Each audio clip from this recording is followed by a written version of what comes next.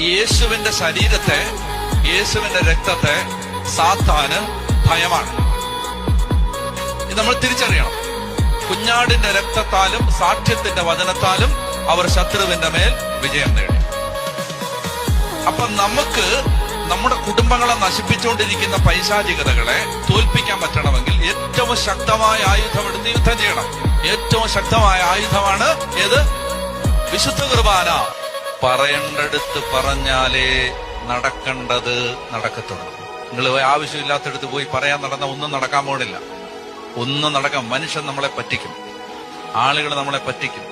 മനസ്സിലായോ? ആരും നമ്മുടെ കൂടെ കാണത്തില്ല. എല്ലാവരും ചക്കര വർത്താനം പറയാനുണ്ടാവും. ഒരാപത്തിലൊന്നും ആരും ഉണ്ടാവത്തില്ല.